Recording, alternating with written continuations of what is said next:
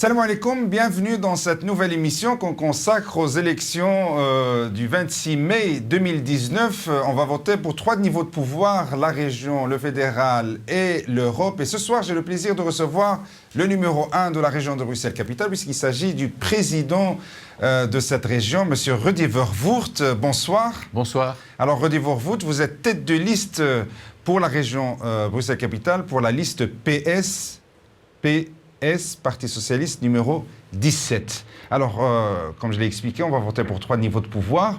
Que signifie pour vous ou qu'est-ce que représente le vote du 26 mai 2019 pour Rudy Vervoort? Mais c'est un vote important, à la fois au niveau européen, parce qu'on sait bien qu'aujourd'hui on fait face à la montée de partis extrémistes qui prennent de plus en plus de place et qui mettent en difficulté le modèle européen qui nous a apporté la paix depuis la fin de la Seconde Guerre mondiale. Au niveau fédéral, la question est de savoir si on veut continuer avec ce gouvernement MR-NVA qui a quand même largement puisé dans la poche des plus vulnérables, des travailleurs. Je ne vais pas énumérer ici les mesures, mais ce sont vraiment des mesures négatives et qui ont essentiellement profité aux grandes entreprises. Et au niveau régional, c'est de voir si on continue ce qu'on a mis en œuvre depuis maintenant 5 ans, des politiques qui se sont orientées à la fois pour réparer les dégâts causés par le gouvernement Michel NVA et d'un autre côté pour voir si aussi on continue dans les politiques que nous avons initiées au sein de ce gouvernement. Alors justement, donc vous êtes le président sortant de ce gouvernement, vous étiez président pendant 5 ans. De quoi êtes-vous fier ? Parce que ce gouvernement a réalisé pour les Bruxelloises et les Bruxellois? Beaucoup de choses. D'abord, c'est le fait que le taux de chômage n'a cessé de baisser depuis maintenant 6 ans, ici à Bruxelles. Si on compare aux autres grandes villes, parce que Bruxelles c'est aussi une ville, seul Gand a un taux de chômage meilleur que le nôtre. On a un taux de chômage qui est inférieur à Anvers, Liège ou Charleroi. Je pense que ce qu'on a mis en place, notamment aussi au travers de la garantie jeunesse, c'est de donner une chance, une formation, un stage, un emploi à nos jeunes. Alors, c'est pas suffisant, il y a encore trop de chômeurs, mais on a maintenant, je pense, pris le bon chemin. On a mis en place un nouveau système d'allocation familiale qui commencera à s'appliquer l'année prochaine, qui est tourné aussi vers les familles qui vivent les situations les plus difficiles. En clair, 75% des familles bruxelloises verront leur allocation familiale augmenter dès l'année prochaine. Ça, c'est du concret. Et donc, ça, c'est grâce au gouvernement sortant. C'est des choix. Bien sûr, ce sont des choix que nous avons faits. On aurait pu faire la même chose qu'en Flandre ou en Wallonie. Mais nous, nos politiques, c'est de viser l'intérêt des Bruxellois et de prendre en compte la réalité bruxelloise, sa sociologie, sa population. D'accord. Alors, Rudy Vervoort, c'est ça le paradoxe de cette région. On dit une région riche, mais une population pauvre, plus ou moins, majoritairement pauvre, moyennement pauvre. Non, on a tout en fait à Bruxelles. On a des populations très pauvres et des populations très riches. Et puis on a toute la gamme. Et donc Bruxelles est une ville à cet égard qui est très particulière, effectivement, avec des quartiers qui vivent des situations plus difficiles que d'autres. Alors justement pour ces quartiers difficiles, pour ces quartiers qui connaissent des problèmes, alors qu'est-ce que vous avez fait? Qu'est-ce que vous comptez faire encore plus? Eh bien, ce sont toutes les politiques de mise à l'emploi que nous avons réalisées, mais c'est aussi tous les contrats de quartier, les contrats de rénovation urbaine. On travaille aussi sur l'amélioration du cadre de vie. Il suffit de voir dans les quartiers l'empreinte que porte la région en termes de réhabilitation. On construit de nouveaux quartiers. Je veux dire, on est vraiment dans cette idée qu'il faut construire une ville de demain pour tous les Bruxellois. Et la revitalisation, toute la zone du canal, pour nous aussi, c'est une grande priorité, c'est de faire en sorte qu'il n'y ait plus de différence entre les Bruxellois. Alors, elles sont encore trop fortes. Je n'ai pas dit que demain, tout le monde vivrait de la même manière. Mais il faut que tous les Bruxellois participent à cet élan, à ce progrès que connaît la région bruxelloise. Alors, vous êtes sur Maghreb TV, M. Rudy Vervoort. Nos téléspectateurs nous demandent de vous poser quelques questions, notamment des questions qui concernent un peu leur vie culturelle ou communautaire.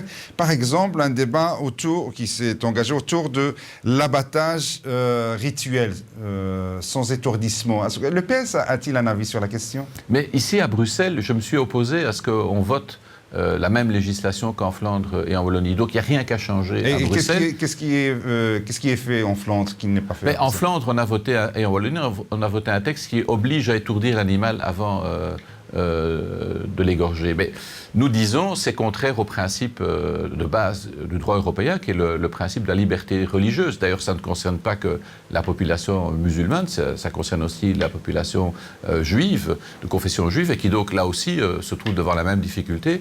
Et nous considérons que ce principe-là, il va au-dessus de la question du bien-être animal, d'autant plus que cette question-là est même contestée. Et on le voit d'ailleurs, la Cour de justice européenne maintenant, à mon avis, va également annuler ce qui a été voté en Flandre et en Wallonie. C'est d'ailleurs la raison pour laquelle j'ai refusé qu'on vote un texte de ce type-là ici à Bruxelles. Donc les choses sont claires. Mais vous savez, c'est-à-dire, en un mot, on maintient la situation actuelle, il n'y a pas d'obligation d'étourdir l'animal. C'est simple. Mais vous savez, on vit à cet égard-là une campagne. Ce que je dis souvent, parce que je suis interpellé sur les marchés, pour d'autres questions, s'il y a au foulard, d'autres... Il ne faut pas croire nécessairement tout ce qui se dit sur les réseaux sociaux. Il faut bien se dire que nos adversaires, les adversaires du PS, se servent de cela pour nous attaquer avec des mensonges. En réalité, pourquoi ? Mais quel est le parti qui a le plus défendu la diversité ? Quel est le parti qui a le plus lutté contre les discriminations ? C'est le Parti socialiste. Est-ce qu'il y a un autre parti qui a produit, entre guillemets, un Premier ministre d'origine italienne, des bourgmestres d'origine turque ou marocaine, des ministres qui sont d'origine turque, marocaine ou autre. Enfin, je veux dire, que faut-il de plus pour démontrer que notre parti est le parti de tous ici à Bruxelles ? Vous êtes victime de votre ouverture sur cette diversité de population? Non, on n'est pas victime. Non, on n'est pas victime, mais on est attaqué. Victime d'une campagne de dénigrement. On est, bien sûr, bien évidemment, et on est attaqué tout simplement parce que nous représentons cette force qui a fait changer les choses. C'est le PS qui est à la base des textes de loi qui visent à lutter contre le racisme, contre la discrimination. La loi Moureau notamment. Mais la loi Moureau notamment, on oublie tout ça. Et donc je pense que il y a des choses qu'il faut pouvoir rappeler à ceux qui aujourd'hui effectivement mènent une campagne de dénigrement. Alors justement, vous l'avez signalé, foulard islamique. Mais le foulard.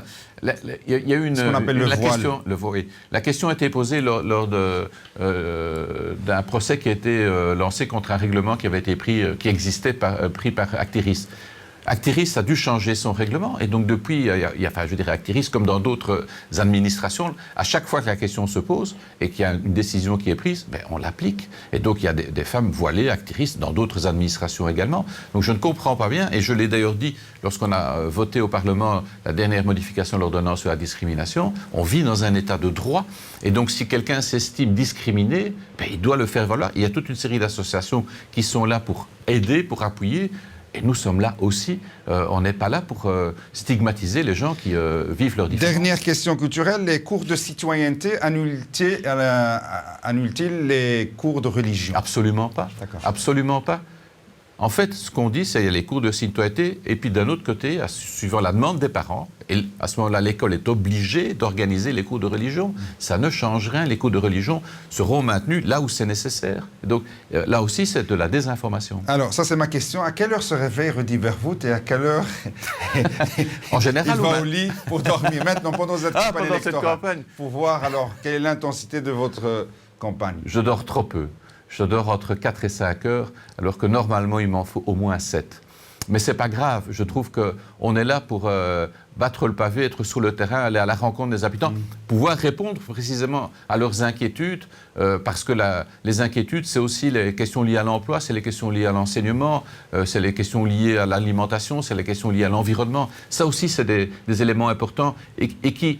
Finalement, j'ai envie de dire, qui détermineront la vie des Bruxelloises et des Bruxellois pour les 5 ans qui viennent. Avec qui voulez-vous gouverner après le 26 mai 2019 si, bien sûr, vous êtes élu et pourquoi pas proposer ministre-président? Oui. J'ai toujours dit, mon choix va toujours vers ceux qui se situent vers le progrès et ceux qui se situent effectivement dans la prise en compte de ce qu'est Bruxelles aujourd'hui dans toute sa diversité. Donc c'est avec cela que moi je souhaite gouverner. Dernier mot, Rudy Verwoerd, tête de liste pour la région de Bruxelles-Capitale, pour la liste PS, liste numéro 17. Un dernier mot pour nos téléspectateurs, si vous voulez les convaincre pour voter pour Rudy pour la liste PS. Mais je pense qu'on dit souvent qu'on ne gagne pas une élection sur un bilan. Et pourtant, on a un bilan assez extraordinaire de l'action menée pendant 5 ans. Je crois que ça parle de soi.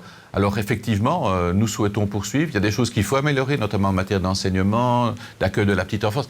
Le travail est énorme. On sait que Bruxelles, c'est un enjeu capital. C'est une capitale avec toute sa diversité. Et nous avons intégré ça au Parti socialiste.